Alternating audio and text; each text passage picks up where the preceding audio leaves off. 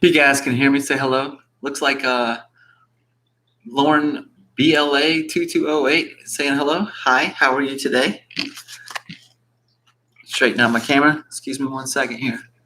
I apologize. I didn't know that I was actually live. I didn't know if it was live or not yet.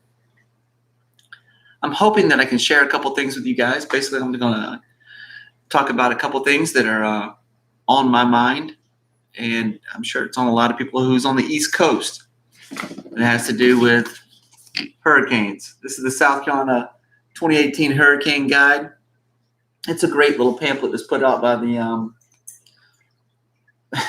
by a conglomerate, but basically SCEMD.org, if you're familiar with them, or at SCEMD.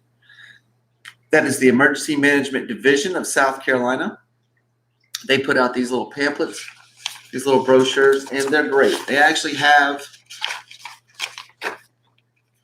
a tremendous amount of knowledge in here. And you can see how big this rascal is. Has the whole state covered. I'm hoping that I can share a screen with you guys and you can actually see and hear what I'm going to say and do. First of all, I'm going to cover one thing. I should be able to probably go to their website and find this. I'll be able to click to those. These are the different kind of hurricanes that can happen. And they only list 5, 1 through 5. If you're familiar with those. Hi, Granny. Yes, I'm still alive. And you want me to stay alive? Yes, Granny. I'm definitely prepared to do such. This is the little hurricane guides I think everybody should have. They're pretty useful, pretty informational. And I have 2 videos down in the description if you guys want to check those out after the live stream. There's a lot of information packed in those. Let's take a look at a couple things. Let's see if I can share. If not, I don't know if I can. Don't think I can here. I was going to try to share a screen here for you guys to see something. Let's see if I can make that happen. No. Probably have to go back and re-upload this on a different one. I apologize. Because I want people to actually participate in this conversation. I actually want to show you some things that are some useful information that's online that you guys can use to stay safe. Like I said, I put out 2 videos over 2 years ago about hurricane preparedness, some tips, and how to survive. If you're in North Carolina, South Carolina, in the coastal region, I suggest you leave right now. I usually don't do that. The reason being is we all know the name Katrina. If you know Katrina, the hurricane, it's because it was devastating. It was a Category 5. This hurricane that's coming is going to be a Category 4. Yes, Granny, I am on live. I'm not on Hangout. I'm not going to do Hangouts so I can share screen because I can't do it from this option. I will have to go back and redo it. But with that said, I want everybody to be safe this year. Please be safe for these hurricanes. If you're in the coastal region of North Carolina, South Carolina, possibly Georgia, but South Carolina, North Carolina, go west, go south, go north, get away from the hurricane. This is going to be devastating. This is going to be one that we talk about if it makes landfall. It will be up there with Katrina. It will be up there with Hugo. I've seen the devastating effects of all these hurricanes. I've lived through a lot. I live in Myrtle Beach, South Carolina. I'm in the affected zone. And I spent all day working, and on top of that, I boarded up my house today. So if you have to board up your house tomorrow, do it. Make it happen, but leave. Don't stay. Don't be that guy. Risk your family, your life, etc. If you can't afford to leave, make arrangements with your local authorities to leave. If you can't afford to leave, make arrangements. Mandatory evacuation will be happening tomorrow. The governor of South Carolina today is September 10th, 2018. And in Columbia, South Carolina, our Governor Henry McMaster, in coordination with local officials, has issued an executive order for 2018. That's Executive Order 2018-29, which orders the evacuation of coastal South Carolina residents for their personal safety. As Hurricane Florence approaches, residents in all hurricane evacuation zones must evacuate beginning no later than noon Tuesday, September 11th. That is tomorrow. Folks, if you don't know what I'm talking about, please understand that this is a Governor Henry McMaster of South Carolina mandatory evacuation for all coastal counties affected tomorrow. Starts at noon. The evacuation shelters will be available on the scemd.org for you guys to be able to find them. They haven't went through all that. Something was the Red Cross hasn't announced all their areas yet. Most of the times it's public schools, things like that. Now, don't quote me if your public school near you is going to be open. Call them and find out for yourself. Do the due diligence. And in the South Carolina Emergency Manager mobile app, as soon as they're open, that will come up too. If you have a phone, I would download the South Carolina Emergency Manager mobile app. As soon as those evacuation shelters are open, if you need to go, make it happen. Do it. Evacuees should pack any of the following essentials. These items. This is in anticipation of potentially prolonged evacuation period. We're talking about required medications. If you have any medications you have to take daily, weekly, monthly, whatever, make sure that you take it. Adequate clothing. I would suggest that you also take a rain jacket, maybe a rain pants if you have those. Maybe some rain boots also, but I would definitely take adequate clothing, something to sleep in, some PJs, whatever you wear at night, because you're going to be in a shelter. Definitely take some things that you're going to need. Any essential personal items that you need to take, whether it's documents, your driver's license, anything that you may need. I would take a personal mobile device charger if you have one. I would take a flashlight with extra batteries. So when you return home, maybe you can be able to see because the power may be out. I would take if you have a NOAA weather radio, it would be nice to have one. Because if you lose power, hopefully you have one like I've listed in the videos. I have 2 videos below this video in this live stream. In the description, it will tell you what kind of NOAA radio that I personally use and why I use it, because it has 3 ways of operating. It has a crank, it has solar, and it has battery backup. That's why I recommend that one. I would also take some non-perishable food because not all shelters provide food for you. You're going to get hungry. You and your family are there. You're going to need food. Make sure call ahead if you have animals.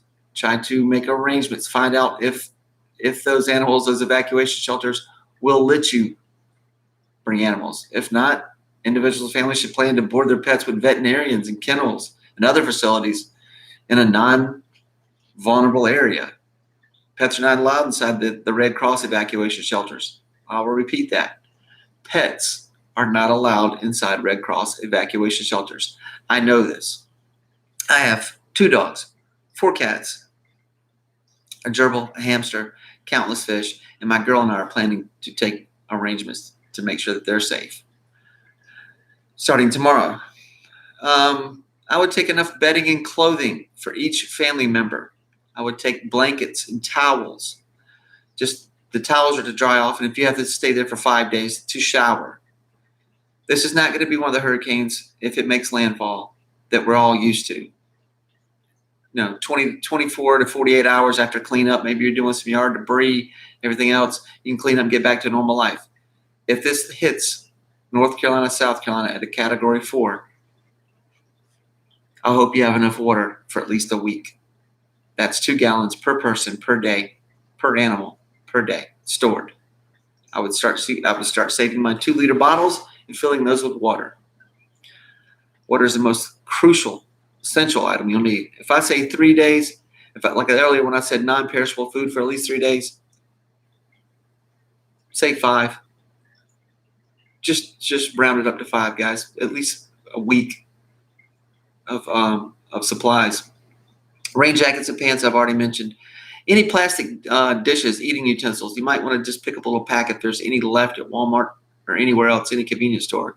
Maybe some little Solo cups or anything else, because you're not going to want to do dishes when you get home. You may not have water to do dishes. You may want to take some with you because you don't know what's going to be provided there at the shelter.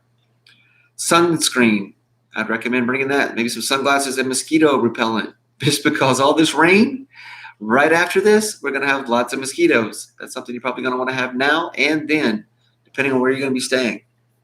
A lot of shelters won't let you smoke inside, so you have to go outside after or before a hurricane, because they're not going to let you go out in the middle of the hurricane and go smoke, guys. You're going to want sunscreen, sunglasses, mosquito repellent. Baby supplies. If you have any young children, we're talking about baby supplies. We're talking about food, diapers, medication, baby food, etc. Just use your due diligence there, people, especially if you're a parent. Toothbrush, toothpaste, something, your oral hygiene. You probably want to bring some soap, some shampoo, or other personal hygiene items. Not all shelters allow you to take a shower there, but you may want to clean up. Even some baby wipes just to wipe yourself and clean yourself. If the shelter loses power, there's going to be a lot of sweaty people in a building sharing the same air, same oxygen, same space. Keep that in mind. When I mentioned your personal items you may want to take with you, driver's license, social security card, proof of residence, you're going to need that to get back in, guys. Insurance policy, wills, deeds, birth and marriage certificates, tax records, medical records, family pictures that may be lost and you may never see them again. I would also bring a little cash, enough to fill up your vehicle. If you haven't filled your vehicle up, do it first thing tomorrow. I've already filled mine up. I do it days in advance because I don't want to be that guy who's standing in line with everybody else when they're fighting over gas. Sanitary supplies, some toilet paper, some hand wash, some of those alcohol, little dabs, to get yourself clean. A first aid kit is never a bad idea, even if you bring one personally yourself. Include any prescription medications you may to bring, put it in there also. Bottled water, like I said, 2 gallons per person per day is my minimum, very minimum. Usually I'm about 3. I would make sure that you have enough. I don't know how many people you have in your family, so just calculate that. 2 gallons per person per day. Pet supplies, that's food, leash, and carrier, and vaccination records. Because just to get into some of those places, you're going to need those personal things to prove what's happening, what's going on with your animal, etc. Theo T, thank you for joining me. Granny, always thank you for coming, Granny Monster. Cassandra's Life in Alba Crazy, thank you for doing this. Theo T, yes, man, thank you. I appreciate that. You're saying this is the most awesome stream. I do appreciate it, man. I live here. I'm going to be affected. My friends, my family are going to be affected by this hurricane. And my neighbors to the north, in North Carolina. I live close to the North Carolina line, North Carolina border. So I'm there almost every day. I drive to North Carolina almost every day. Trust me, I know a lot of people who live there. Rolling Homestead and Wild Edibles and WI, thank you for joining. I appreciate everybody coming and checking it out. I may end the stream shortly, just so that I can re-upload and I can actually share some things that are going on so you guys have an idea. I don't want you to focus on the eye of a hurricane. When I say eye of a hurricane, this is the eye. Most people focus on that little dot because that's where the most damage is going to happen. These hurricanes are bigger than most states, including the state of South Carolina. This picture, in contrast, all the affected areas would be on the outside will also get affected. Rain, wind, etc. We're talking about a lot of rain coming. A ton of rain. It's not going to be pleasant. I wish my friends and my family the best who are staying here. I have a lot of friends who are going to be staying because they can't afford to leave, etc. The flooding that's going to come from the rain if this thing makes landfall here. The flooding, the heavy rains will be compounded by drainage issues because we live in a flat land. So we don't have mountains. We don't have infrastructure that's going to let it drain out to the ocean. These problems in these areas that expect like a storm surge. If you're oceanfront, that's why we build raised beach homes. If you have storm surge, that's usually what takes the oceanfront homes out, and homes 2-3 rows back easily. They go out to ocean. They just, once things start floating, start moving, you're talking about targets that are just knocking down huge beams and huge homes. And once that debris just keeps pounding the shore, those homes are usually gone. Same thing with the piers that are built. Engineers build these piers, engineers build these homes. They design them to withstand these things. But Mother Nature is stronger. You're not smarter than her, and you're not gonna beat her. If you do, I wish you the best. Keep that in mind about the flooding, these flash floodings. If you live near a river, near a creek, near a stream, check out your map locally. Know about your area. If you just moved to this area, a lot of people move from the north to Myrtle Beach, South Carolina. If you're new to this place, and this is your first hurricane, your second hurricane, your 100th hurricane, realize that this is the one that we're going to be talking about after it's done, if it makes landfall. I don't say that lightly. If it was a tropical depression, the tropical depression is an organized system of clouds and thunderstorms that's defined as circulation of a maximum sustained winds of 38 miles an hour. If it was something like a tropical depression, I would say, hey guys, this is what's happening out here. This is what this is. If it was a tropical storm, that's an organized system of strong thunderstorms and defined circulation and maximum sustained winds of 39 to 73 miles per hour. That's 34 to 63 knots. We're not talking about a tropical storm. We're not talking about a tropical depression. We're talking about a hurricane. We're talking about a Category 4 at the moment hurricane. That's what it's strengthened to. A Category 4 is extremely, extremely dangerous. So, from 1 to 5, this Category 4 is going to be deadly.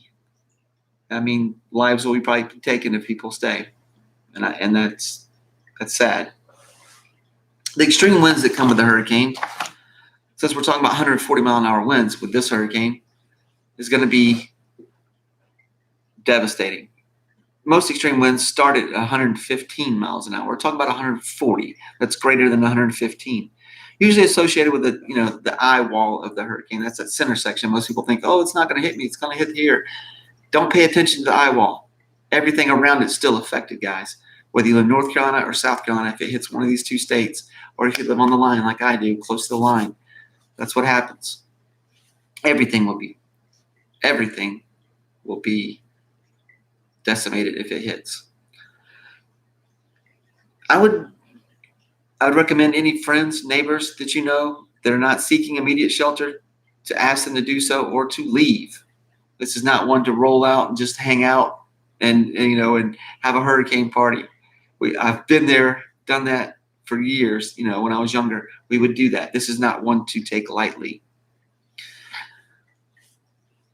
If you can't leave your home, find an interior position that's well-built, a well-built structure. Hopefully your home is that well-built structure. If you cannot leave, if you're desperate to stay and have your hurricane party and live and stay there, we're talking about a mandatory evacuation for certain coastal, pretty much all of Myrtle Beach, Georgetown, North Myrtle Beach. These areas are going to be affected all the way up to Wilmington, the Outer Banks.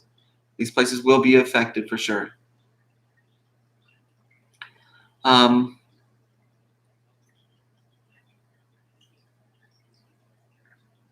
There's some stations, some radio stations. If you have a NOAA radio, these NOAA, that's NOAA, weather radio. Depending on which county you're in, the counties can be from, there's so many, from Abbeville, Aiken, Allendale, Bamberg, Barnwell, Beaufort, Berkeley, Calhoun, Charleston, Cherokee, Chester, Chesterfield, Clarion, Colleton, Darlington, Dillon, Dorchester, Edgefield, Fairfield, Florence, Georgetown, Greenville, Greenwood, Hampton, Horry County, where I live, Jasper, Kershaw, Lancaster, Lawrence, Lee, Lexington, Marion, Marble, McCormick, Newberry, Oconee, Orangeburg, Pickens, Richland, Saluda, Spartanburg, Sumter, Union, Williamsburg, and York. If you don't know the NOAA, NOAA weather radio station for your county, if you'll leave a comment below, I will try to list those. Now, they're usually 162 point something. So let's call it 162.000 on up to, like, I want to say 162.600. That should cover all those counties. And you can probably find your county in there if you'll look. There's other EAS stations. These are your emergency alert stations for South Carolina Public Radio. There's numerous radio stations. If you're in the Charleston area, it's WIWF, that's 96.9 FM, or WEZL, that's 103.5 FM. If you're in the Florence area, that's WJMX 103.3 FM. WYNN 106.3 FM. If you're in the Grand Strand, that's WYAV 104.1 FM, or WLFF, that's 106.5 FM. I would, even if you're in the upstate of South Carolina, Greenville, Spartanburg area, that's WFBC 93.7 FM or WESC 92.5 FM. These can maybe help you because a lot of people have property here in Myrtle Beach area and they want to find out what's going on, or they have loved ones that live here and they're from the Greenville, Spartanburg, just the upstate, the northwest part of this state. Use that two radio stations, the two FMs, to find out what's going on. Same thing with people in other counties I'm going to mention. Aiken in Augusta, Georgia, that's WBBQ 104.3 FM, WLUB 105.7 FM. If you're in the Columbia area, that's the middle of the state. That is our capital. WCOS 97.5 FM, WTCB 106.7 FM. Granted, you will not be on the coast, but Columbia, with its rivers that it has, usually with the rain that comes from a hurricane, there's a lot of flash flooding that happens. A lot of damage happens. Make sure you're in high ground. Even if you're 2.5 hours away from the coast or 4 hours away from the coast, be prepared, people. If you're in York County, you have 3 stations. I'll give one because it may be better to pick up. It's WRHI 1340 AM radio or WRHM 107.1 FM or WNSC, that's 88.9 FM. Other South Carolina public radios is WLTR, that's 91.3 FM in Columbia. WSCI 89.3 FM, that's Charleston. WRJA 88.1 FM in Sumter and Columbia area. If you're in the Rock Hill area, you want to use WNSC 88.9 FM or Beaufort Hilton Head area, WJWJ 89.9 FM, or in the Greenville Spartanburg area, WEPR 90.1 FM. If you're in the Conway Myrtle Beach area like I am, WHMC 90.1 FM or WLJK 89.1 FM for Aiken. If you get there's ways to save on your insurance. Let's go over some of the things that can happen. Clyde's dad, thank you for joining. Appreciate it, man. I hope Colorado is treating you guys well. There's ways to save on your insurance costs. Catastrophic savings accounts are state income tax-free savings accounts that allow homeowners to set aside funds to pay for qualified expenses such as deductibles. Insurance premium discounts are available for homes that have been made more storm resistant. Retrofits include storm shutters, roof tie downs, and reinforced garage doors, among others. State income tax credits are available for property owners who purchase supplies to retrofit and make their home more resistant to hurricanes and severe storms. You want to check with your local insurance company and your state to find out more about that. From the South Carolina Department of Insurance, I would review your insurance policy so that you know if you have adequate coverage. Because if you lose your home, like a lot of friends I've seen, a lot of people that I've met, Dade County, Florida, all the way to Louisiana, or if you lose it in a fire, flood or fire, it's devastating. People, I've been there, I know. And I won't get into that because that's sad. I won't get to those details, but you can imagine what it'd be like to lose everything you've ever owned, ever. So make sure you have adequate coverage. Know your policy's deductibles and the procedures to take when the property is damaged or destroyed. Take pictures beforehand, take pictures afterhand, and maybe shoot a video, put it up on YouTube. Doesn't hurt, definitely. Samantha Hardison, you live in Pamlico County? Pamlico County. Gotcha. Honey, if you can go somewhere else, I would. I would go northwest, west. I don't know where your family lives or from, but if you can, we're gonna experience on the outskirts of this hurricane. We're gonna experience a lot of rain. I'm not a guy in a suit and tie on a weather station telling you that these things are happening. You know, I hate when they most guys get on there, these newscasters, you know, the weathermen, and they run the same ads over and over and over, and they're filling airtime, and they're just having the same thing keep playing and going. I'm trying to touch everything I can to help people. I worry about people's lives. I care about your safety. I'm glad that this governor has actually taken the time to do a mandatory evacuation for South Carolina, for all coastal regions, pretty much. 7 years ago, where I live in Horry County, when the guys got together and made that happen, they did these zones, you know, whether in zone A, B, or C. They never expected that all three zones would have to be evacuated. Our governor is making that happen because this is going to be devastating storm if it makes landfall. Samantha, I'm not exactly sure. I know you're in North Carolina, but you're just as in a probable area that I am. This hurricane is so large, it will affect a lot of us. It could be flash flooding, it could be a lot of rain, it could be a lot of high winds. We're talking over 140 miles an hour as it sits right now at a Category 4. It may strengthen as it gets closer to the coast. Or once it hits warmer waters, it may become a Category 5, which is catastrophic. I would not recommend anyone stay near a Category 5. Category 4 is bad enough. Like I said, I've stayed for a lot of hurricanes. I've been through a lot, and I don't recommend anybody stay. Samantha, if you can leave, you can go somewhere that's safer. I definitely recommend that. Maybe friends, relatives, or even a hotel somewhere else. Samantha, if your family won't leave, I'm sorry. Maybe you try to appeal to them. I'm not usually the guy who says it's probably best to leave, but I'm telling you this time, it's probably best that you leave.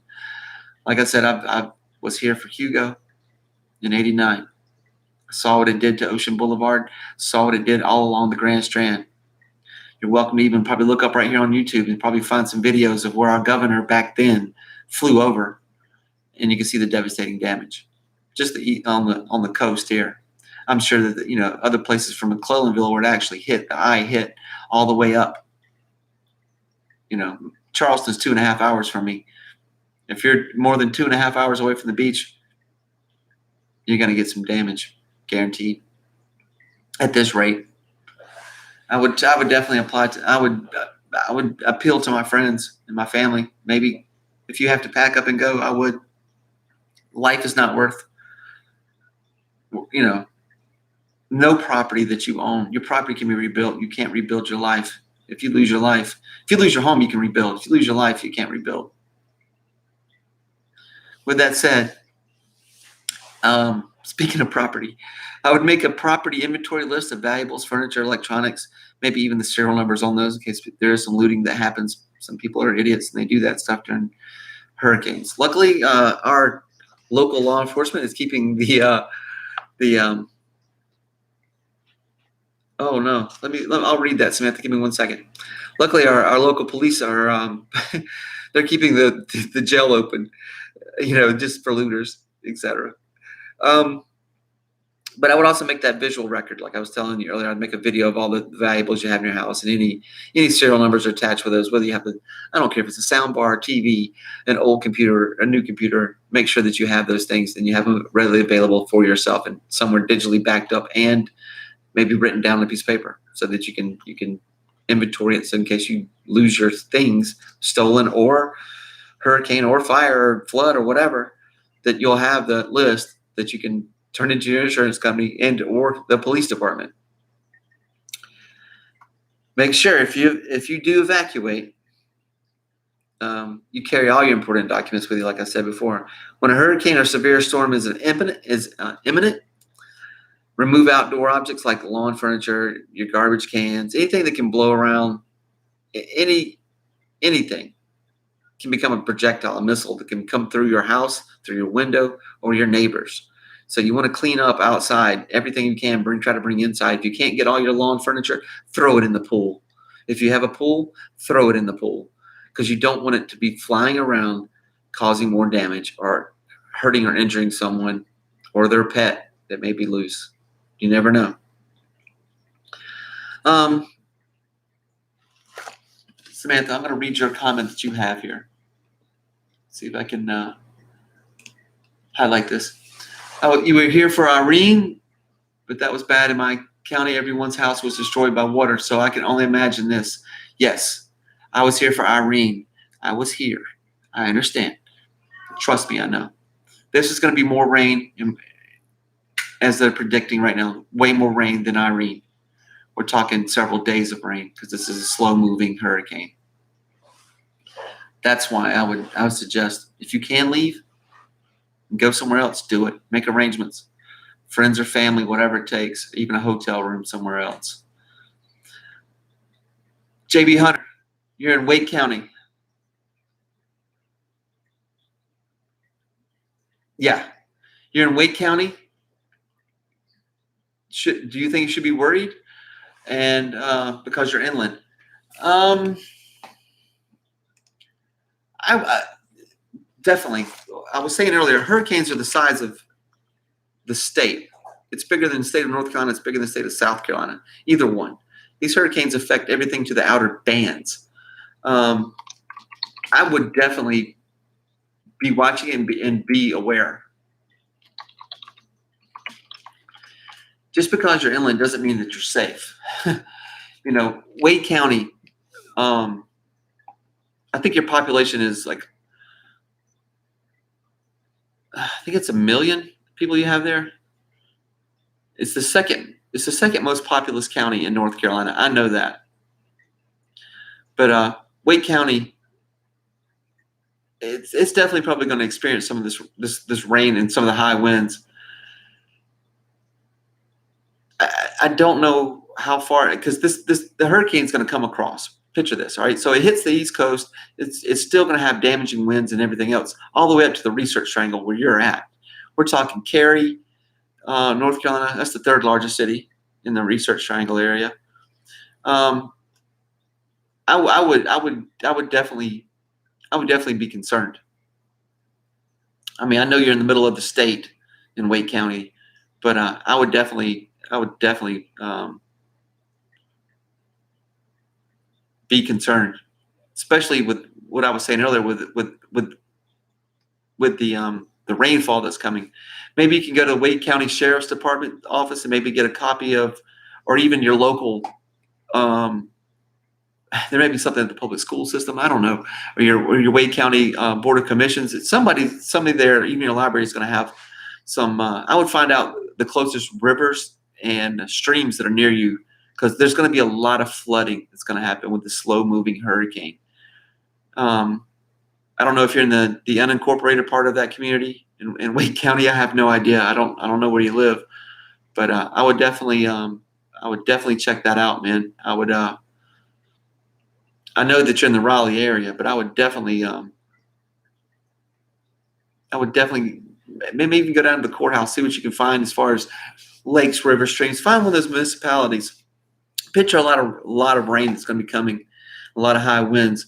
I would definitely pick up stuff in my backyard for sure, because I think it's going to be pretty devastating either way, even if you're that far away from the coast. I hope I answered your question.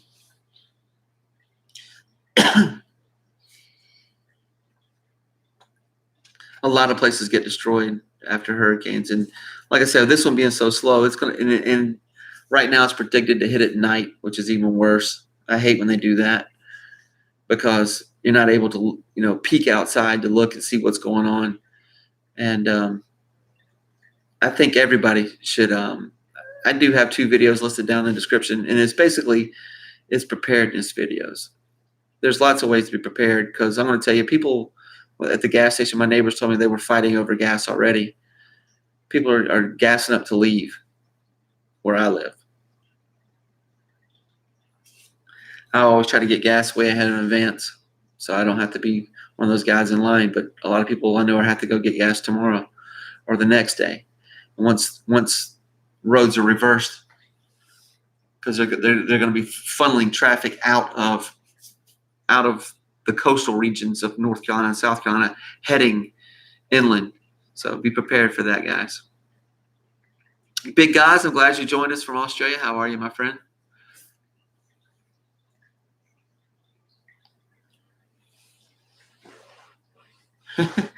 Yeah, never try to cross flooded roads. I agree with that, big guys, 100%. Samantha, the lamp just turned off by itself. It may be a warning. Keep that in mind. Yeah, a lot of people don't make a big deal of it. Like you said, you almost felt like no one was making a big deal of it until you heard about it, until yesterday. I'm very active with the outdoors and nature and things, and some of the computer things. I don't know. That's just part of my makeup. There's things I'm interested in, really, to tell you the truth. And being prepared. Some people call it being a prepper or whatever, but there's nothing wrong with preparing. To have a little extra food put up for times maybe you get laid off, you don't have a job, you have food in the refrigerator, you have food in the cupboard, non-perishable foods there. Times of hurricanes, you have food, stuff like that stored. Maybe it's water. I believe in trying to be best prepared as you can. Okay, so let's get back to some of the things I was talking about earlier. When a hurricane or severe storm is imminent, which we know this one is, Hurricane Florence is imminent for sure.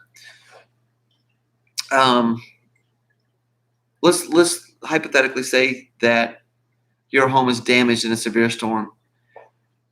Once that happens, contact your insurance company as soon as possible, because there's going to be a lot of claims. It's going to take a while to filter through all those to settle for you guys. You may be without a home. Picture Katrina. A lot of people couldn't go back to the state because they had nowhere to go. They weren't able to rebuild. There's different parts of the ward district. It's horrible, guys. It's bad. It's very bad. And when you see the marks on the doors, you know somebody died there. And that was Katrina.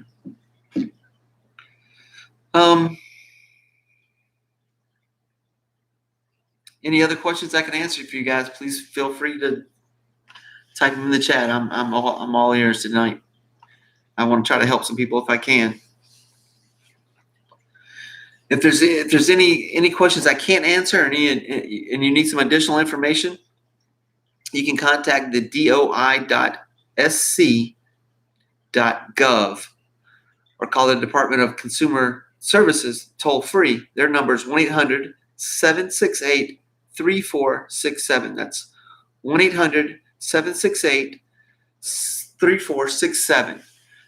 That's for South Carolina, and they'll be able to answer anything that I can't answer immediately for you guys, because there may be something that I don't cover in this live stream. I definitely wanted to try to show this. I'm going to try to pull it up in the next live stream that I do, so that you guys can actually see this map and how this map works. This map is a great map.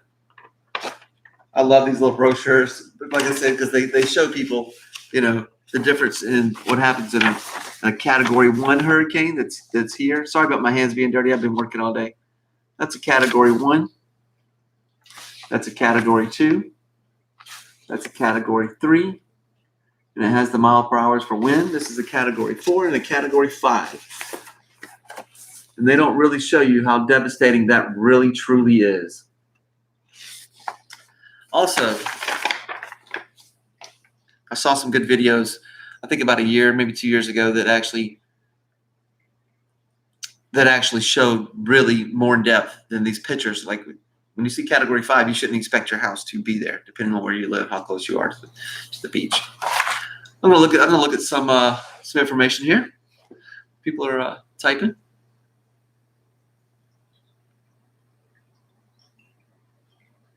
Samantha Hartson, yeah, you said you don't even know why you tell your family anymore.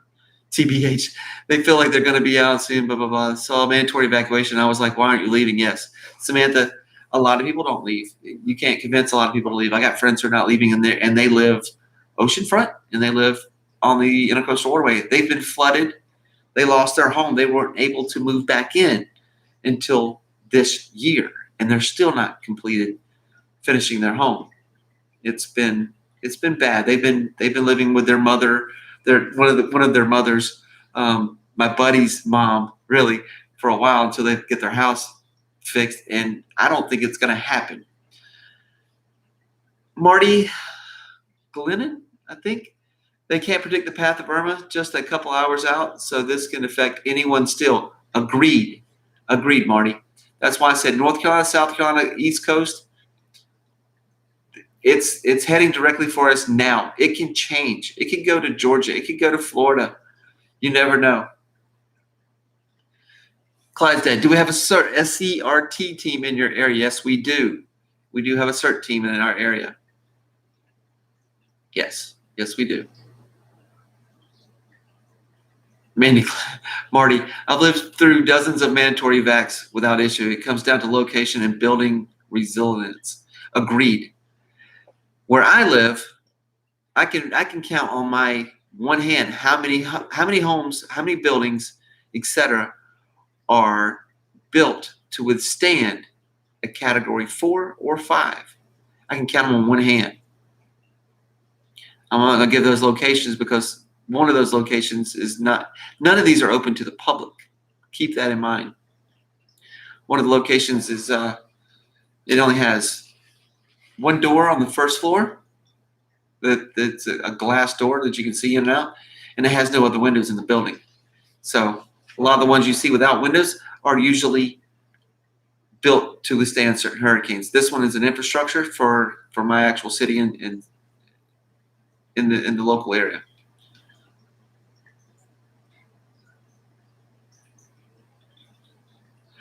JB Hunter, Fry. Since I'm a senior in high school, I'm actually wondering what they were going to do in terms of cancellation. Have any ideas? If you're high school, yeah, a lot of schools are being canceled.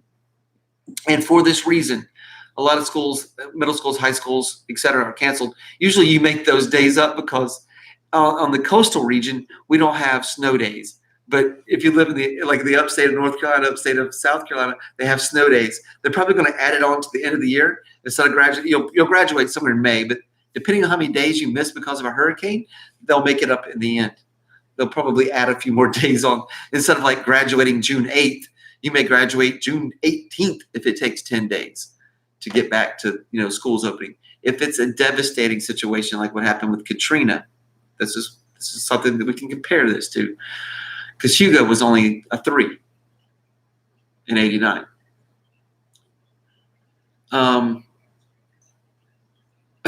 Samantha, you graduate early. How does that work? I don't know for your school exactly, to tell you the truth. But the school usually figured out, they don't have makeup days usually. They usually don't make you come on Saturdays and Sundays to make up the days you missed. Let's just put it that way. Some have. I have seen that in the past, to tell you the truth, but most don't. Hopefully Myrtle Beach will be back up and running though. So when you guys do graduate, like you, Samantha, when you graduate early, you guys can still come down and party here because this is a great town to party in. And the Game Changer, same thing. When you're in college in Georgia right now, yeah, the Game Changer. I don't know where you're at in Georgia. There's a lot of great schools there. I love Georgia. I lived there when I was a kid, and I would be worried about flash flooding in certain parts of Georgia for sure. I'm sure it's going to catch some of the outer bands, depending on what side the storm's on. I'd be worried about the rainfall, to tell you the truth. Yes. Yes, people were shooting fireworks off on the beach. It's illegal to shoot fireworks off on the beach unless you're down towards Downwood Sales and a few other places. You get caught shooting fireworks off in Myrtle Beach, in the city of Myrtle Beach, you will be arrested for sure. SWAT's in Burno. Yeah, okay, I got you. Yeah, you're up there.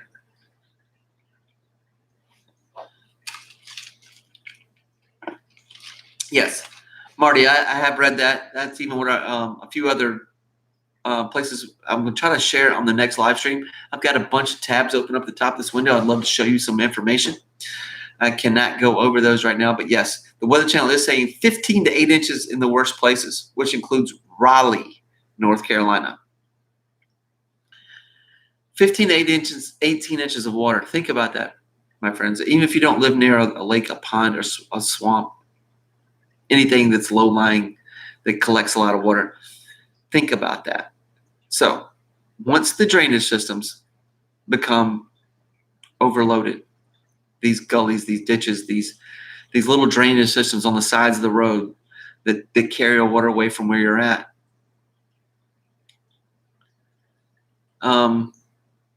that's going to be a lot of water that's going to be continually pounding down from the sky and filling up every low-lying area, and it will keep filling from the ocean up, because that's the lowest lying area is the ocean. It will keep filling and trying to run that way to the ocean.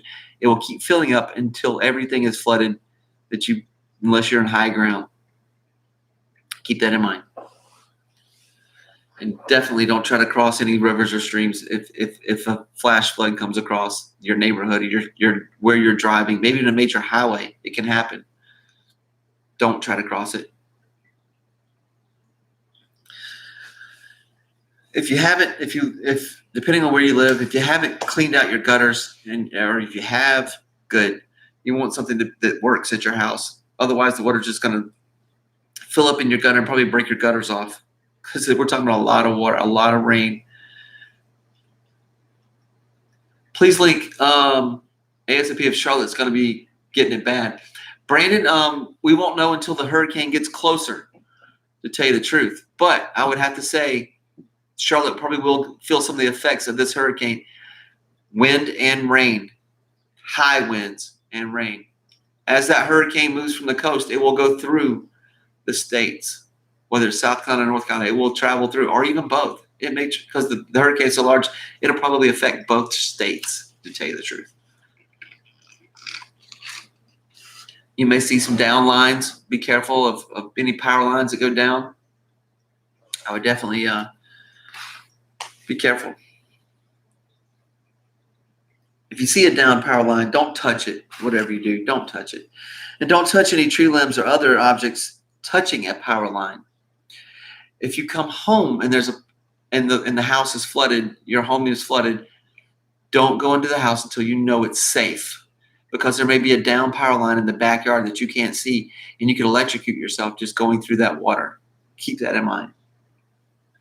Do not attempt to tie generators into the house circuit, okay? I'll explain that later, but this could be dangerous for you, your neighbors, and the linemen. Plug appliances directly into the generator. Should the power go out while you're cooking, remember to turn the stove off and remove any cookware and the cooking surfaces and oven. If you keep that in mind. So, do not open your refrigerator or freezers during an outage unless absolutely necessary. You're trying to keep the cold in, so it protects your valuables. Your valuables being your food, the things that you need. The more you open it, the more cold will go out when you don't have power. You need that freezer, that refrigerator to stay cold. So do not open any refrigerators or freezers during an outage unless absolutely necessary. Repeated openings cause the cold air to escape and the food to thaw more quickly. I have 2 refrigerators. I have one behind me there that is kind of like the beer fridge. But right now I have pheasant, other kinds of game, and other kinds of food in there. That's, some crazy food. But I also have another refrigerator behind this wall here, the stainless steel bad boy that I love. And I'm not planning on opening either one of them at all, as long as I can. And I'm making a lot of ice right now so that I can put it up. I'm freezing. I have water in 2-liter bottles freezing so that when I do lose power, because we will lose power, it always happens. Usually, what they don't tell you is they cut the power so that linemen and everybody else doesn't get hurt if there's down power lines, or if there's underground power lines that get damaged and no one sees it. It's all covered under water, especially with 15 to 18 inches of water. You don't want people getting electrocuted.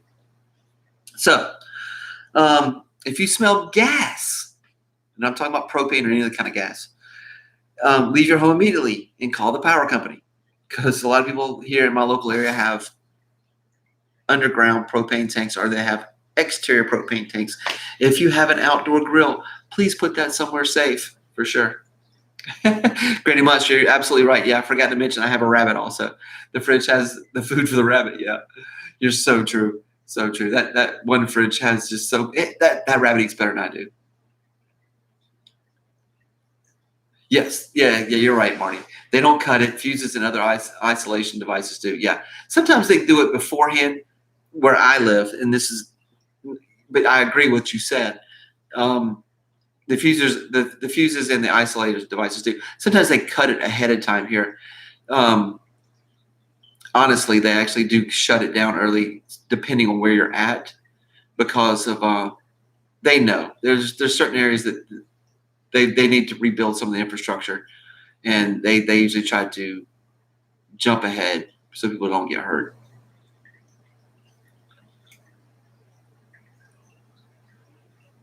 Water, tons of water. We ran out of gas in our county. We never got any, but most of our cars' tanks are decently filled. Lots of canned foods and snacks. A small boat in our backyard.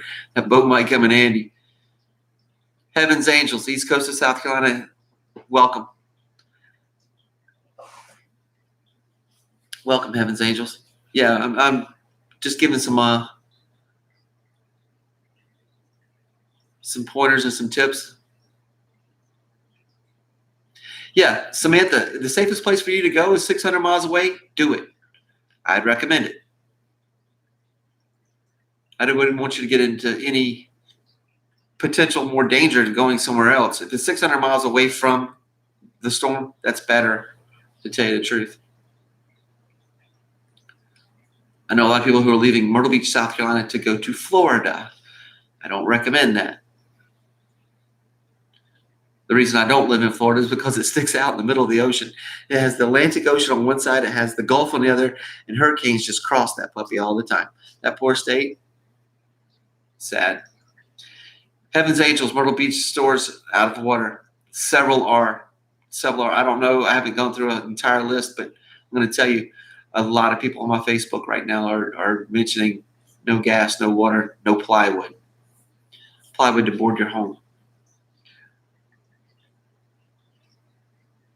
Isaac may be a threat to Florida. Marty, you're correct.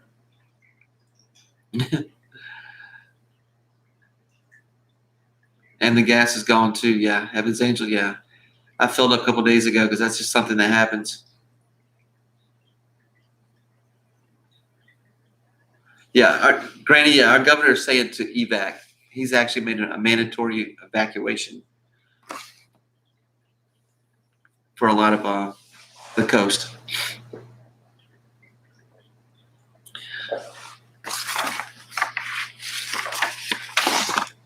Let's get back to just a couple of little things.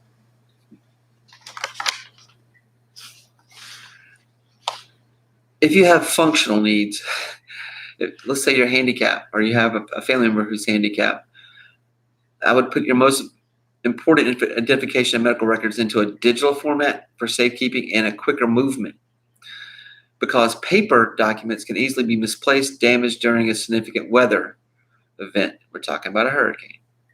I'd put the name and contact information of your equipment in case it gets misplaced during the excitement of evacuation, sheltering, or shelter considerations. Okay. So keep that contact information for your equipment. Maybe it's a power chair, maybe it's a wheelchair, maybe it's something else. You want to, maybe it loses the sticker that's on it. Maybe, I don't know what it could be. Maybe it's a prosthetic. I don't know. So keep that in mind.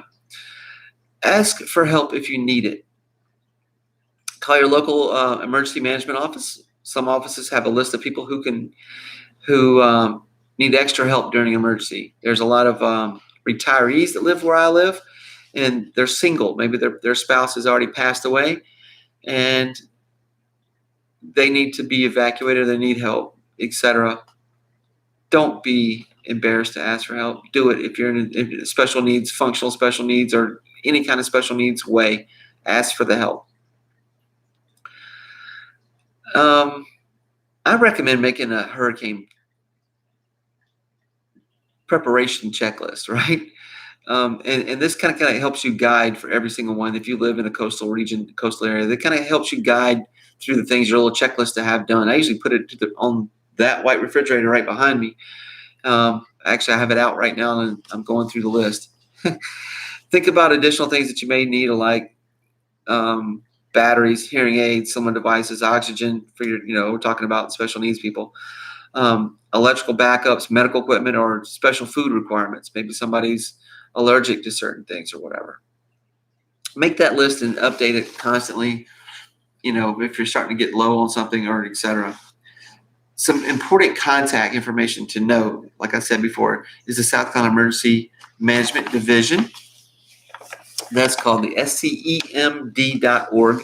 That's their website if you need it. Public information, their phone systems is PIPS, right? That's 1-866-246-0133. This is usually only activated as needed, and there is Spanish interpreters available there. So I have a lot of Spanish-speaking friends. They're weathering out the storm in North Carolina, in Charlotte, and I've definitely given them that number, that 1-866-246-0133, and they have my number always too. South Carolina Department of Public Safety, that's the Emergency Traffic Network. That's sctraffic.org. If you're stuck in traffic and you don't know which way to go, maybe like with this lane reversals, you're going through some areas you've never been, you don't know which way to go, and your Siri or your Google Maps is telling you to go one way and you can't go that way. Maybe traffic, you want to find out if you go down this road, if it's going to be busy or not. Use the South Carolina Department of Public Safety. That's the Emergency Traffic Network. That is sctraffic.org.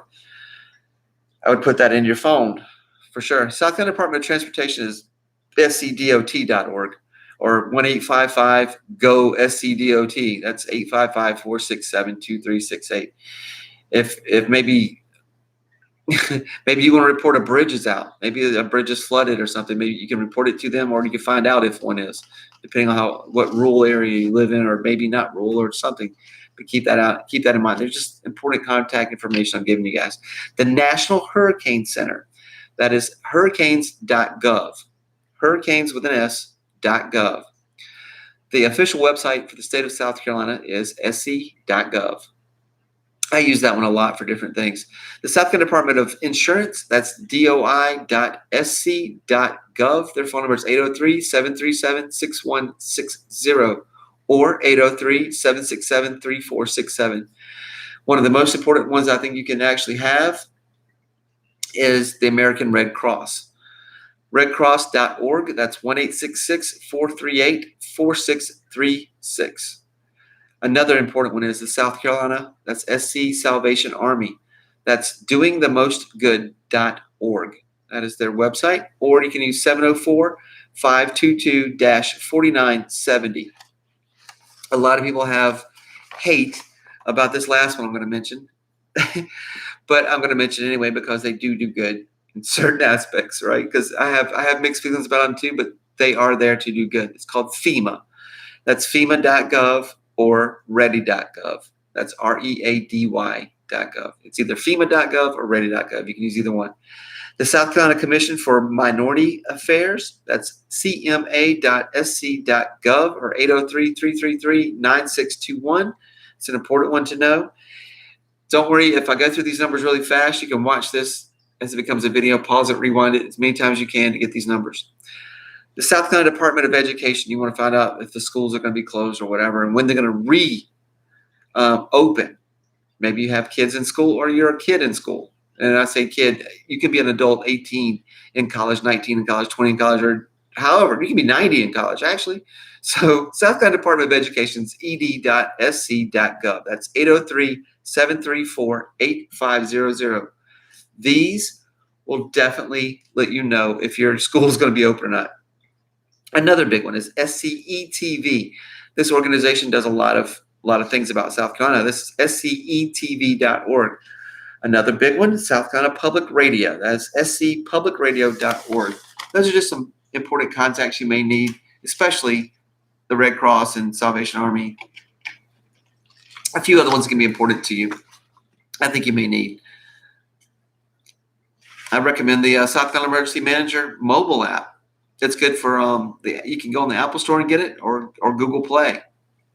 I don't know if it's compatible with every phone, but I definitely recommend it. Samantha, I'll probably not go, then regret it. I wish it was that simple to just leave. Samantha, weigh your options. Do what you feel is best in your heart. I wish you the best. I've rode out a lot of hurricanes in my life, a lot. And some of them were oceanfront. Like I said, a hurricane party. I'm in a bar with a bunch of friends, and things get scary. You know, when we're watching roofs come off of buildings and stuff, you know, we would laugh about it and drink another beer. We gambled with our lives. Luckily, our gamble paid off because, you know, we just got lucky. We didn't have, what is that guy's name? Jim Katori standing out front with a mic at our bar. You know, that guy usually ends up showing up. He usually gets his butt kicked, unfortunately, wherever he goes because people don't want him there. Because Jim Katori, where he shows up, usually the hurricane shows up. So people, you know, they actually do beat him down. They do kick his butt, man. People don't want him to show up. But that guy is a great reporter, and he does try to keep people safe. Alexander Roman D. Pinto, go to Greenville. That's what I did. If the power goes out or you run out of food, you're SOL.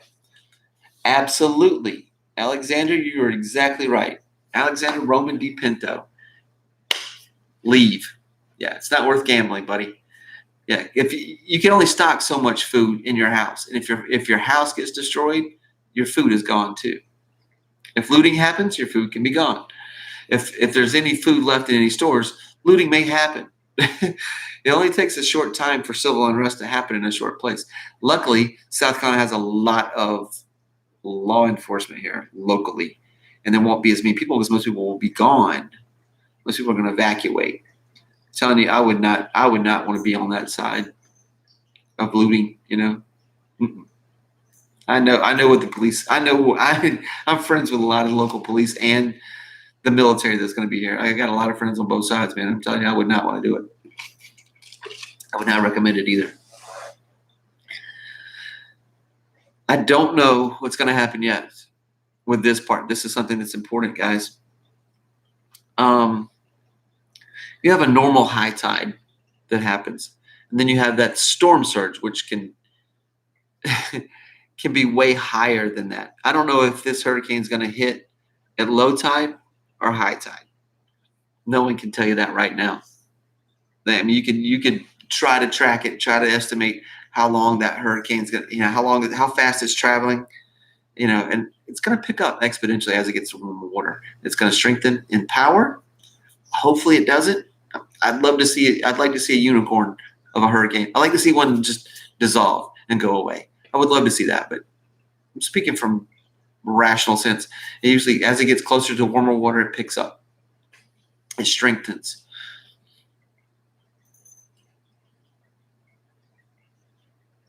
Yes, Samantha, you're absolutely right. Yeah, the Navy if he's in Virginia, one of our largest bases there in Virginia, naval bases, yeah, they will try to take those ships and not leave them in port. They will try to take them and head away from the storm. It's better to weather it out somewhere else. And that storm surge I was talking about, it's something that happens during a hurricane. But we're talking about tidal conditions, variations on the sea level when I talk about storm surge. The rise in the water can cause severe flooding in coastal areas. Out on a ship in the ocean, it's hell. It is hell. I've been there for that too. I don't recommend that at all.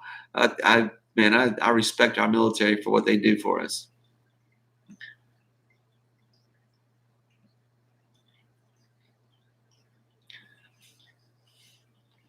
So, as you may or may not know, there's 4 hurricanes out there on the East Coast. There's some out on the West Coast, which we call typhoons. I think there's 9 in total out there right now, which is ridiculous. That's a ridiculous amount of hurricanes / typhoons, because they call them typhoons on the West Coast in the Pacific. For 2018, we've already gone through these names. These are the names that are going to be hurricanes for 2018. Alberto, Beryl, Chris, Debbie, Ernesto. Florence is our hurricane currently. After Florence will be Gordon, Helena, Isaac, Joyce, Kirk, Leslie, Michael, Nadia, Nadine, Nadia. Oscar, Patty, Raphael, Sarah, Tony, Valerie, and William. That will be the 2018 hurricane names, just so you know. Yes, Roy Cooper has activated 200 members of the National Guard to help with the storm response. Yeah, a lot of people there's a lot of emergency management that has asked for response. North Carolina is one of the most military-friendly states. We have a lot of bases. We have a lot of things that happen there. It's like North Carolina, South Carolina, Virginia. We have a lot of bases on the East Coast. We have a lot of military. Those guys will be active. They will, and some of the police officers in certain cities, coastal cities, are not allowed to leave. I feel for them and their families. Trust me, because I have a police officer in my family, and for 20-something years, I forget how long he's been on the force, he's not allowed to leave at any hurricane. Now, some guys look forward to it. They're excited, like, oh, we get a little extra pay, just a little extra pay. They put their lives on the line every single day to protect us and try to make the community better. But they're not allowed to leave during hurricane situations. I saw what happened in Katrina, and some of those guys just bounced. They left. My area, most would. I'm not saying that they're any better, but I know most of those guys. And the ones who were there before, they just wouldn't leave. They wouldn't allow it to happen. I told you guys I would make a disaster plan, a preparation plan, basically put it on your refrigerator, things that you're going to need, things that you want, and kind of update that so that you're prepared for next time. When I live in a coastal region, I do that because I have that list that I can go to. And that family disaster plan that I'm speaking of must include any pets that you have. Always include your pets, whether it's I have a variety of animals. So maybe it's kitty litter, maybe it's crates to carry the animals, because we have rabbits, we have hamsters, we have gerbils, we have 4 cats, 2 dogs, fish.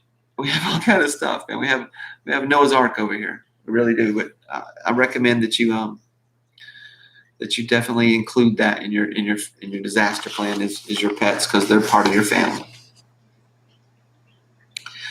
Certain counties may have a temporary emergency shelter for pets. In South Carolina, emergency manager mobile app I was telling you about, the scemd.org, will list open shelters that you can safe harbor your pets at.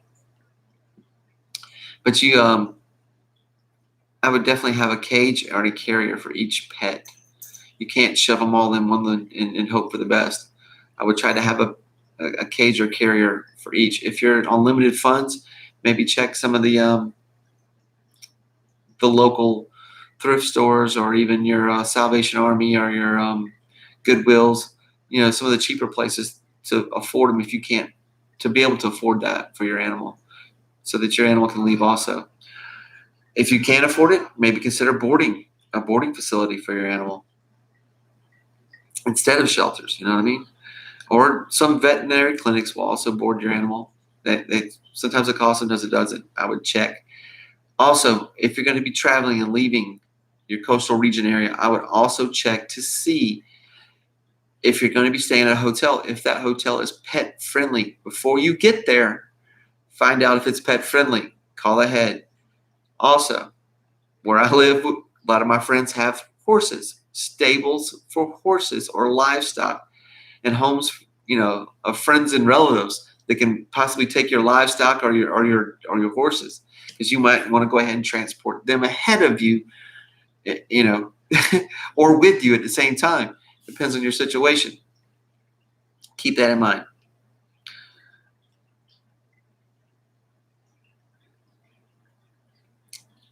Let's talk about immediate post landfall period, right? This is after the hurricane. There's areas that of extreme damage. All right. So from winds or flooding, etc. The immediate focus for emergency workers during this time will be human safety.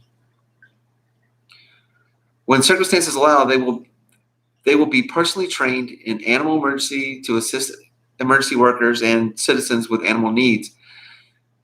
These may include rescue of displaced animals, ID, treatment, temporary shelter, and care, and reuniting you with your animal if they find it, with the owner. Information about options and for assistance with animals will be provided as soon as the SCEMD, by way of news or briefings and telephone hotlines, as soon as they open up, which will be happening soon. I guarantee it. South Carolina has an agricultural school in the upstate of South Carolina called Clemson University. Clemson University has a Clemson Livestock Poultry Health. Their phone number is 803-788-2260, clemson.edu/LPH/emergency preparedness. With that, there may be some information that's there. They may be able to give you some information about where you can board some of these animals that you have. Use that resource. It's just one other resource. Another one would be the South Carolina Department of Agriculture. That's 803-734-2200, agricultural.sc.org. Another possibility is the South Carolina Association of Veterinarians. That's 1-800-441-7228 or scav.org. Last but not least is SC, that's South Carolina, SC Animal Care and Control. That's 843-329-1474. That's SCAACCA.org. They may find your animal if it should be lost or whatever. Maybe some of your local pet shelters, etc. So I would definitely try to stay on top of that. Cape Lookout National Seashore, which is Harkers Island, North Carolina. Camping and cabin reservations were canceled to further notice. Yes, a lot of the hotels here locally in Myrtle Beach are actually refunding and kicking people out. And to tell you the truth, they're just kicking people out. Like, you can't stay. We enjoyed having you, but you can't stay here. Keep non-perishables, emergency supplies on hand, extra batteries, candles, lamps, fuel, matches. Keep these dry, prescription drugs, a wrench, and other basic tools. I agree, Granny, and possibly a fire extinguisher. I've got a whole list of things. The 2 videos are down in the description. Those are tips and tricks to help you survive a hurricane. I would definitely recommend those things for sure. I totally agree with Granny on those. I think I've given a lot of information. I wanted to use this little pamphlet brochure because it has some of those hotline numbers. I can't memorize all of those. Something else to touch on: the evacuation routes. Depending on where you live, you definitely want. That's why I gave some of that information earlier about South Carolina Department of Transportation, SCDOT. Those, you want to know where to go before you leave your home. Know where you will go. We had that conversation with someone here in the chat earlier. Friends, family, relatives, whatever. Know where you're going to go. Make arrangements for your pets if pets are not allowed. Because like I said, pets are not allowed to most shelters, unfortunately. Turn off your gas, your electricity, and your water before you leave. Stay tuned to your local television and radio stations for emergency information. And here on YouTube, there's a lot of people who share this information. Charge your cell phone, your mobile devices, have an extra charger for your phone if you can afford it. I recommend it. On the road, I would recommend leaving early. Take your time. Don't be in a rush. Don't get road rage. The South Carolina Emergency Response Team has been working in partnership with the Petroleum Ministry in an attempt to make extra fuel available at certain filling stations along major evacuation routes. Most people don't even realize that or know that. That's something that's basic, that needs to be done, and it is being done. Thank goodness. Rest areas along I-26 will be enhanced with additional facilities to accommodate motorists efficiently. Department of Public Safety's way stations will also be available as comfort stations. So maybe you need to pull over to rest or sleep, depending on how far you've been driving or your needs. Keep that in mind. During a hurricane, protect yourself. Stay tuned to your local radio station, TV for emergency information. Keep your battery-operated, solar-powered, and hand-crank-operated radio and television for use during power outages. And your phone charged so you can stay on YouTube up to date to find out what's going on, for sure. Stay tuned to this channel for sure, because I'm definitely going to be updating, because I got a lot of friends. I'll be on Facebook a lot, checking with my friends, having some things happen, because like I said, I have a lot of friends who will be in harm's way as far as flooding goes and life-threatening situations because they can't leave. I'm trying to convince them to leave. They're not going to. That's their prerogative. But I wish them the best, because I always tell them, I say, know your zone. Plan, prepare, and evacuate if you need to. This is one of those evacuate need tos right now, especially if landfall comes anywhere near South Carolina or North Carolina at the strength it's at right now. If the eye of the storm passes over your area, be aware that severe conditions will return with winds from the other direction. So if you're in your house trapped, basically waiting out the hurricane, and all of a sudden it stops. It's the same thing as a tornado. Don't go outside, because it's just the eye may be still or just calm. I've been there in that situation for hurricanes and for tornadoes, for both. Drove through a tornado, drove right through the center, and it's calm in the center. Don't go outside. Wait till it's over. And these eyes are huge, because there's going to be a back wall. Once the front wall comes over, you have all this damage, and then it's going to be steel. And you're like, I can go outside. It's all nice. Don't go outside yet. Wait, because that other side of the wall comes through, you're going to be caught out in Mother Nature with flying debris. You don't want to be in that situation. So limit your non-emergency calls. Like, I would definitely call friends and relatives and let them know that you're safe. But I wouldn't call just to chit chat and be like singing or shooting a video about Kiki hanging out your car. You know what I mean? Like, I wouldn't do that. I would limit to non-emergency calls. I would definitely limit those non-emergency calls. I would definitely let your family and friends know that you're safe and everything's good. You know what I mean? Keep them abreast of what's happening and with you and the weather, because they may be in a different state than you are, a different area. They want to make sure that you're safe and sound if they care about you. Keep calls brief until, to minimize the network congestion, because I'm going to tell you, after every hurricane and during every hurricane, it's hard to get a call.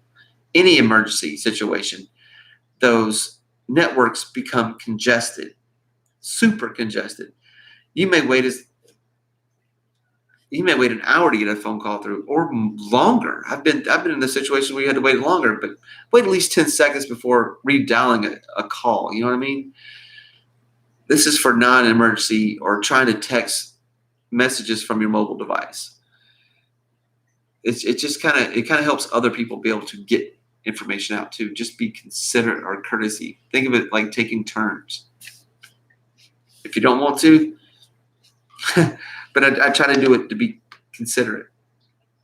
Once the storm passes, be patient. You will most likely be able to return home right away as soon as you get the all clear. You know, you want emergency management to come through and say, okay, all the power lines that were down are fixed. You know what I mean? Like, you don't want to just roll up in a neighborhood, get zapped for no reason. If you're still seeking shelter, let's go over that. If you're still trying to seek shelter, I'm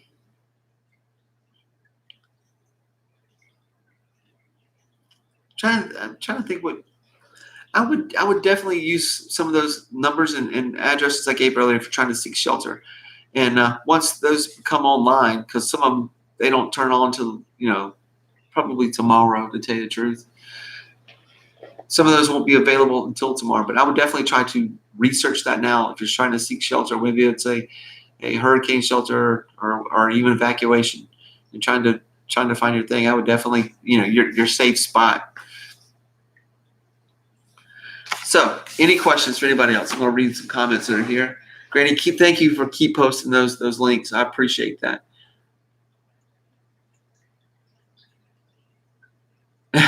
Samantha, hopefully you don't have to pay her, but yeah, if she'll let you come to Tennessee, that'd be great, man. I love Tennessee. I was just there earlier this year.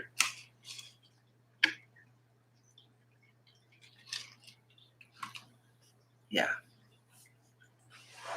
Clyde's dad had an awesome idea. Take 2 laundry baskets, zip ties if the animal's small. Yeah. Whatever it takes to be safe and your animal safe, that's the best way to do it. Yeah. Yeah. I have several feral cats that all of our cats were feral at one time. They weren't bred to be indoors, whatever. But now, since they live with us, they're calm and chill. You might see 1 or 2 on the couch just hanging out. Actually, my dog is sleeping right here. My other dog is down. You know what? Let's show you them. So that's my black lab, and down there is my little husky. She's sleeping.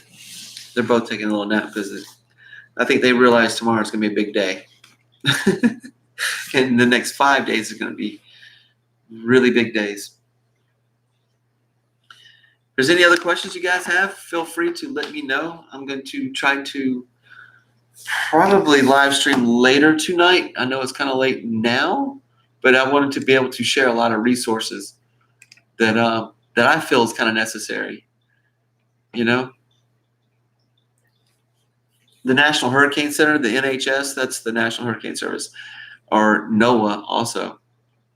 They have a map that's up that you guys can't see yet, but the 10 to 15 inches covers in between North Carolina and South Carolina, and we're talking devastating. 10 to 15 inches of rain is a lot over a large area, and that covers a great portion right now is the current map that's up of North Carolina. The outer bands of that are 6 to 10 inches still in North Carolina. The next outer band is 6 to 4 inches on the border of South Carolina and Virginia. Oh, let me back up with that. Let's go back to the 10 to 15 inches. That is basically the middle of the state. That's all of North Carolina pretty much, and Virginia. Let's keep that in mind when I say this. The second one would be 6 to 10 inches. That covers a great part of Virginia and North Carolina. Next would be 4 to 6 inches. That would be a little bit of South Carolina, North Carolina, Virginia, then South Carolina, North Carolina, Virginia also would be 2 to 4 inches. Further out from that would be 1 to 2 inches. Covers a great portion of half of the state of South Carolina.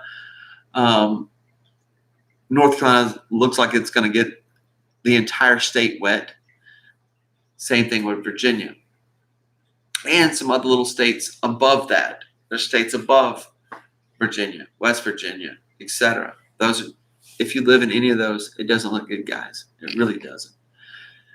When I say rain and wind, when so much rain falls on the ground and it gets saturated, and so much wind that comes with it, at that point things become loose, become dangerous. There are some updated things that I'm going to fill you in on right now. As we speak, it's still a category 4. They're predicting 150 miles an hour instead of 140. At 8 p.m. Eastern time, it should hit the coast around 8 p.m. Eastern time. This thing is still on track to go the same thing. It's a 4 now. It looks like it's going to be a 4 as it comes across. It looks like it's going to hit more of North Carolina as they're speaking right now. ABC News is actually live updating this. We're talking ABC News from Wilmington, North Carolina, not just ABC News globally. We're talking this is them predicting this for Wilmington. Significant inland flooding potential. Keep that in mind. When people asked me earlier about certain areas, I'm telling you significant inland flooding potential. If I lived in the state of North Carolina, I would probably think about doing something else, because this storm is forecast to make landfall Thursday evening in North Carolina. Is what they're claiming now. We're talking Fayette, Wilmington, Moores Head, Nags Head, Raleigh, Fayetteville, Charlotte, Greensboro, Roanoke, Virginia, Norfolk, Virginia, Richmond, and Charlottesville. And locally, now they're saying, as we speak, at 1:09 a.m., 20 plus inches of rain. The Hurricane Florence is 465 miles southeast of Bermuda. It's a category 4, 140 mile an hour winds and increasing. Movement is west-northwest at 13 miles per hour. That is a slow hurricane, and it's building. By Tuesday, it should be 150 miles per hour. That's 8 p.m. Tuesday, Eastern Time. Should be 150 miles an hour. Wednesday, 8 p.m. Eastern Time, 150 miles per hour. Thursday, 8 p.m. Eastern Standard Time, 140 miles an hour. They think it's going to drop about 10 right as it hits the coast. Friday and Saturday, you're going to feel the effects of this. We're talking storm surge, damaging winds, inland flooding. Keep that in mind. That is, if I lived in North Carolina or Virginia also, I live in South Carolina, I'm gonna feel the effects too. But if I lived in North Carolina or Virginia, I would take this serious. I don't care how far inland you live. Hurricane Florence is packing winds of 140 miles an hour as we speak, and it's currently strengthening to a dangerous category 4 storm as it takes aim for the East Coast. There's a blocking high that's coming down from the highs. It's going to keep that this high wind is going to keep the storm underneath it. So it's going to affect Myrtle Beach, Wilmington, Charlotte, Greensboro, Roanoke, Charlottesville, Virginia, Norfolk, Raleigh, Fayetteville, Moores Head, Nags Head. If I said any of those, I hope I have, because if you live in those areas, expect some of those areas to get 20 plus inches of rain. That is a lot of flooding, people. I don't care how far inland you live.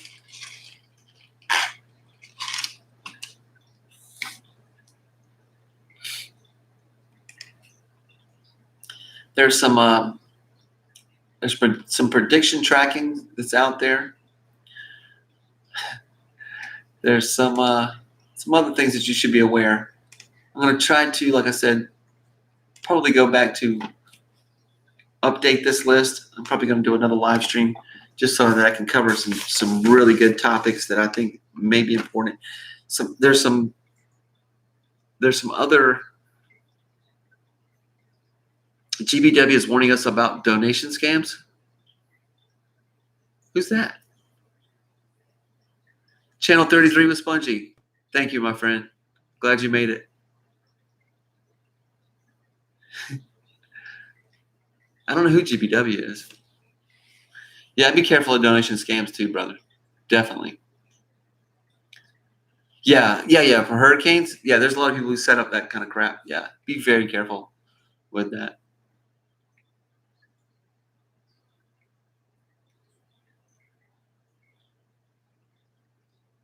Granny, thank you for coming. Victim or volunteer, I agree. Yeah. Love you, Granny. Be good.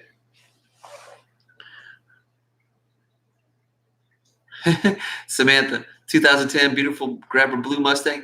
Try to park in an area that's not near trees if you can. Try to park it in a safe area if possible. If you're going to leave your car, if you're going to leave your car behind, and make sure you got full coverage insurance. If you don't, park it somewhere safe and pray for the best.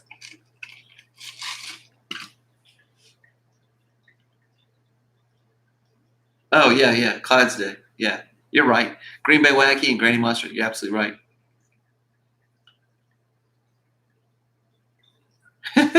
Channel 33 with Spongy. I would be leaving in your car. Well, I mean, we're talking about a Mustang and she has some animals. So, Mustangs are kind of limited in space. So I would definitely recommend, if you can, ride with somebody else. Maybe they have a van or an SUV or et cetera. Maybe they're going the same way you're going. You can split the cost. Gangster Greenway. Hi, bro. My name is Kobe. Hi, Kobe. Welcome to the live stream. If you missed a lot, I was talking about knowing your zone. This is planning. This is preparing an evacuation for the hurricane. We're talking the 4 states it's really going to affect.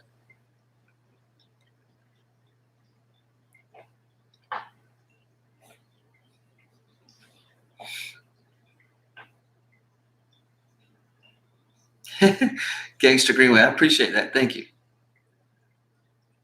You see one of my animals behind me over here. I've got junk everywhere because I'm right in the middle of, like I said, I'm boarding up my windows. These I have to board tomorrow. Those I already have metal doors for. This whole front side of the house is already done. That was an all-day project. Usually I don't wait this late, but I've been working a lot lately, guys.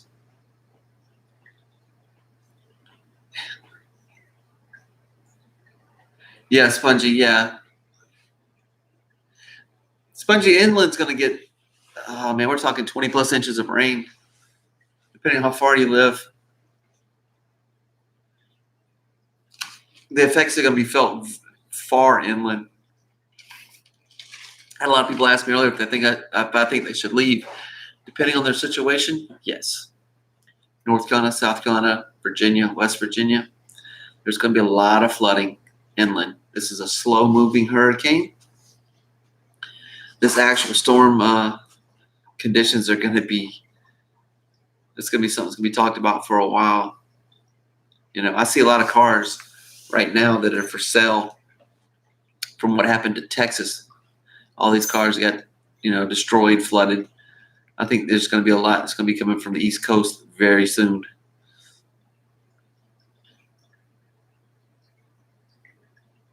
Yeah, Channel 33, I'm with you, man. I got friends who are not wanting to leave. They're not wanting to leave. I can't talk them out of leaving, and they're in evacuation zones. There's evacuation. We're talking about for Horry County, South Carolina, Myrtle Beach, South Carolina. We're talking about Zone A, Zone B, Zone C, and there's some South Carolina boundaries that kind of go beyond that. But the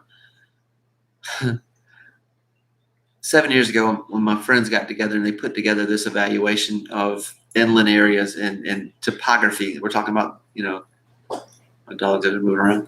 Topography, we're talking about land and how close rivers are and low-lying areas, et cetera. And they came up with an A, B, and a C. 7 years ago, they never expected that A, B, and C would all be a mandatory evacuated. Clydesdale, man, thank you, man. I appreciate it. I will be safe. I prepare for these things. These are things I prepare for. Unfortunately, it's dark right now. I can't do a whole lot without disturbing some of my neighbors. I'm trying to let them get some rest. Trust me, I'd be outside hanging sheets of plywood right now to finish the back and the metal to board up my house. I haven't boarded up my house in quite some time. You know what I mean? Like usually I'm like, but I know the strength and the category of this hurricane, it's calling for it. It needs to be done. No matter if you have insurance or not, guys, it's a good it's a good practice if you live on the coast because of the high winds. It's a good idea to board up your windows. I agree. Better safe than sorry. Guys, I'm going to wrap this live stream up, and I didn't mean to do it on live. I did it on live. I actually wanted to do it through Google Hangouts so that I can share a screen and show you guys some 24-hour maps that are going to be happening.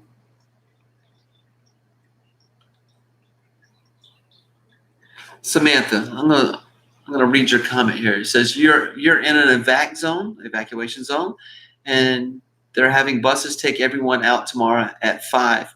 But of course, like I said, my family is stubborn, so they aren't staying. I think you meant to say aren't leaving. Samantha, I wish your family the best, man. Yeah, at least you have public transportation. You have buses or some company. I don't know how those buses are working there in your community, but at least they're taking people out. That's good. I think I haven't seen a governor, not even Nikki Haley, when she was here in South Carolina. I've never seen a governor get ahead of a storm like this because they understand the devastation and what's coming. They don't always share information. There used to be underground things that are connected for police, fire, emergency rescue. They inform those people a lot ahead of a time, more than the public. There's special websites, there's special frequencies, special codes, special listening devices that are made for emergency management. They usually get ahead of, they know a little bit more than the common public. The common public usually watches TV. TV gets their information from these things, but they don't always release it as it's happening 24/7. With some of the websites I'm going to post some of that information with my next live stream, whether it's today, tonight, tomorrow. I plan on sharing some of those so that people will know where to go to get some information. I can't share all of them because some of them I'm not allowed to even share with the public. But I'm going to go through some of the ones you can find. You know, there's social media things that you can use. Some of those underground things I'm not allowed to give out. Gangster Grandma, you have no money to do? No? Is that supposed to be nothing? I'm sorry, Gangster Greenway. Samantha, that's awesome. Your school's letting people use buses? That is awesome. That's awesome. Big props for your school, man. Helping people get to safety. That's good. That's awesome.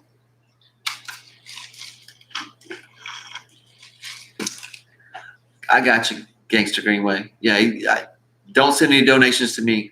I don't need any. People will need some in the future. I'm not going to be that person taking those funds. I would love to have somebody else. American Red Cross, some of the big ones. I'm sure there will be something set up, some national organization. Personally, I'm not trying to ask people to donate to me. I'm not. There's people who are going to need this after the hurricane. 805 Road King, welcome, my friend. Good seeing you, buddy. 805 Road King, man.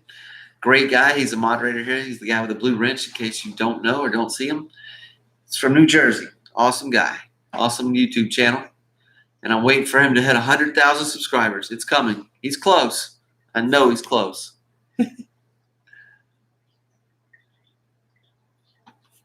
I'm pulling for you. Gangster Greenway, yeah. There are some people who will set up some phony donations or whatever. Those are some selfish people. I'd recommend, if you're going to donate to a large organization that is nationally recognized or that is state sponsored or et cetera. Something that's something that you can check out. Some person comes on and they're begging. I wouldn't donate to them. There's going to be a lot of people who's going to need money in the weeks coming. They're going to be without housing, food, clothes, etc. This hurricane is going to affect at least 3 states. maybe 4, maybe more. It's gonna be one that we talk about if it makes landfall at Category 4. 20 plus inches of rain. It's a lot of flooding across 4 states. Right now, currently, North Carolina looks like it's going to get the worst.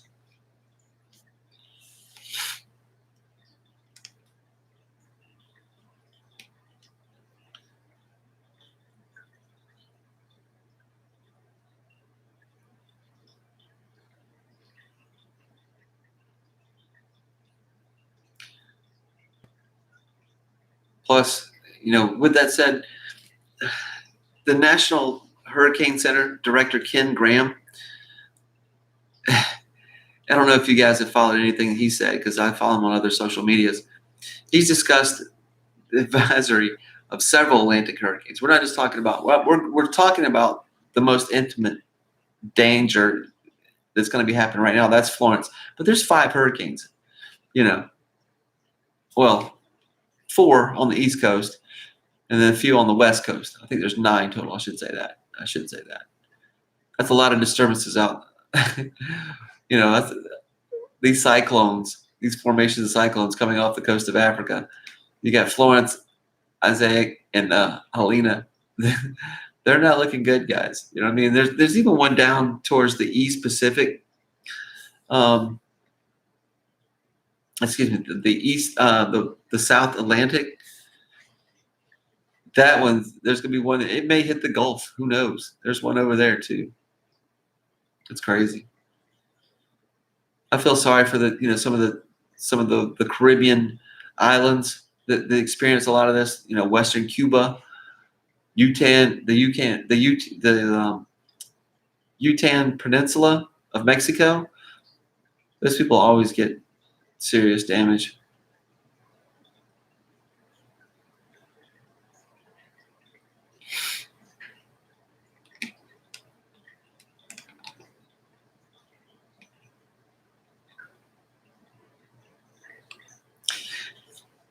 Bro King, you tell Dirty Dirt Bike, man, definitely. I would definitely evacuate, man. If I was there, I would definitely evacuate.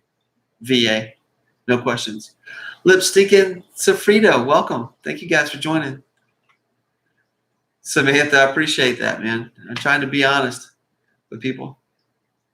Like I said, I wish I would have done this on the Google Hangout so I could share some of these websites with you guys and some of the information.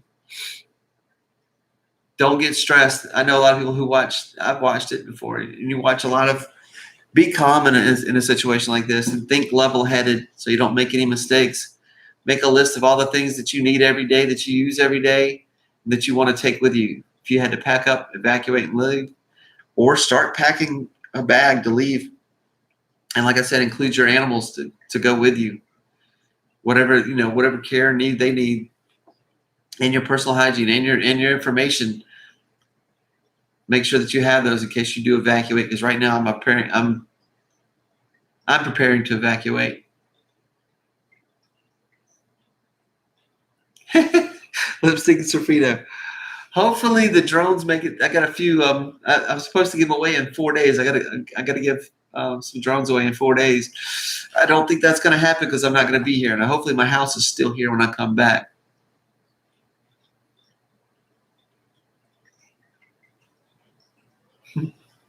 That's funny.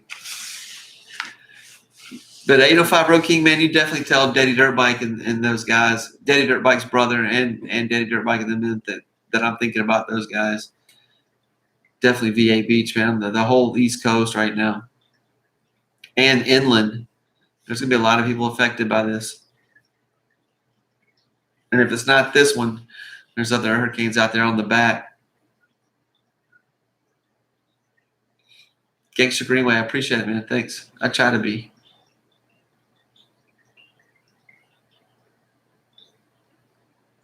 Samantha, I don't know. That's odd. That's definitely odd. You're still wondering about the Lantha cutoff like an hour ago in the background? I don't know. I thought about that too. Might be a sign. Turn the light off when you leave. Tell you to get out. If you're in an evacuation zone, man, definitely evacuate. They do that for your safety. They don't do that to mess with people.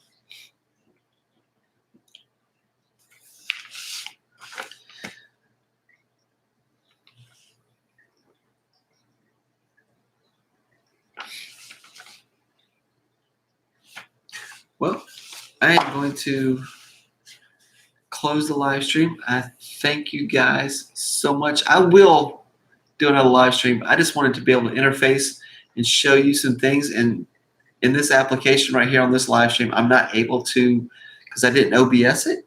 And I was hoping to do Hangouts so I could share screen and show you some of the information. I have a ton of tabs open at the top that I wanted to share with you guys. And I can't at the moment, unfortunately. So 805 Road King, I appreciate it, man. Definitely, brother. I will. I'm definitely being safe, man. No questions. I worry about some of my friends who are not leaving and they're in evacuation zones. Lipstick and Sofrito, thank you. Thank you guys so much.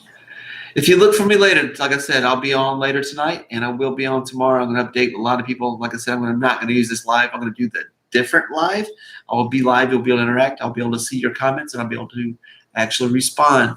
And I have a lot of information that I want to share that's live update 24/7, like things that are happening that the TV just never shows, unfortunately. You know, I'm talking about a lot of key messages for Hurricane Florence, you know, these advisories that come up constantly, you know, as this hurricane approaches the coast and moves inland. I want to be able to say, hey, look, guys, this is where they're saying this is happening. You know, they're saying currently right now there's large swells affecting Bermuda and portions of the U.S. East Coast and will continue this week, you know what I mean, resulting in life-threatening surf and rip currents. I want to be able to tell people that, you know, these are the things that people should be looking out for and what's happening immediately, you know, for the Carolinas and Virginia.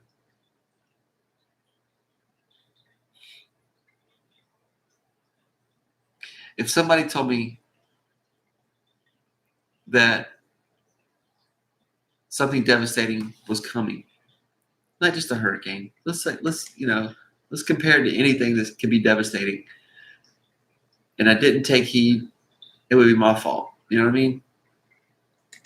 So I want to be able to give people as much information as possible, whether it's, you know, to be able to get the word out.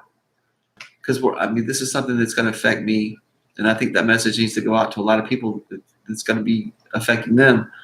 You know, there's people who probably don't even know that damaging winds are coming, that flooding's coming. You know, that they're not even thinking about it. They could be in some part of Virginia, they could be in some part of North Carolina, South Carolina, and don't even know that, you know, these areas are going to be affected. Whether it's a storm surge, whether it's, you know, flooding, it could be anything. Down trees, down power lines. You know, a lot of people are not going to be aware of what's going to be happening until it's too late. Some of them will, some of them won't. There's homeless people who don't have this information. You know what I mean? They're stuck out in these certain areas. I feel for them. Hopefully they're finding and seeking shelter.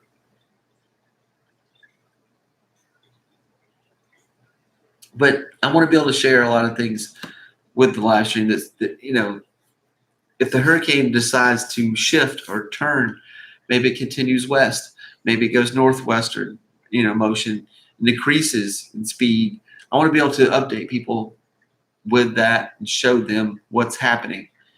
If it turns or what's happening, you know, how big it is, how fast it's going. I want to be able to say it's 475 miles west of the southernmost of Cabo, the Verde Islands. You know what I mean? I want to be able to show people and be able to relate to where it is and what's going on. I want to be able to update people on Isaiah. That continues to show little change in strength, which is kind of good at the moment. It's at the Lesser Antilles Islands. It should be monitored. The progress of that hurricane, or that, I shouldn't call it. Yeah, it's a hurricane. I named it. The only name hurricanes. So Hurricane Isaiah is centered over the tropical Atlantic Ocean, and it's about 1,090 miles off the coast right now, and it's moving. You know, it's moving toward the west at almost 14 miles an hour. And I want to be able people to see this forecast track as they come through the ocean, coming to the coast. I want people to be able to know what's happening, where it's at. Maybe it's somebody who's, lives in the Caribbean Sea who might see this live stream. I want them to know, hey, this is what's happening. In the midst of a storm, I want to be able to give people as much information as I can to keep them safe, for sure.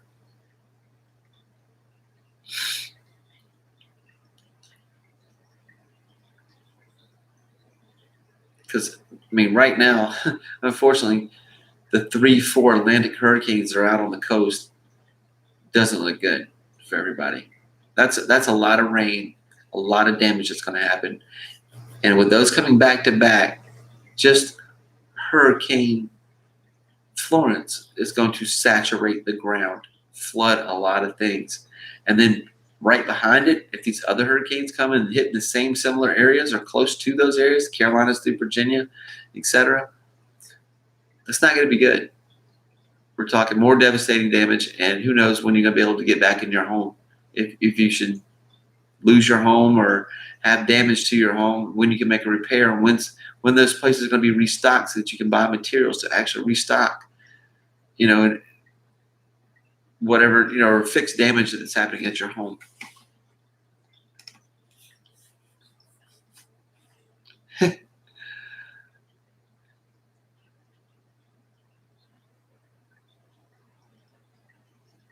Samantha, thank you. Samantha, that's funny. Thank you for joining me. I love you guys. I appreciate you being here, and I will keep you updated on some of the information that's going to be happening. I definitely, like I said, I want to be able to share those things. And if you look for me, I will be live soon. If you click the notification bell, you'll be able to see when it happens. Also, if you want some more comforting information, some preparedness information, I do have 2 videos, older videos from 2 years ago, but it's great. It's packed full of a lot of good information. I did them fast, but I may do another one. It's actually down in the description here of this live stream. You can click on those, and I hope they help you and your family. Much love to everyone. Have a good night. See you soon.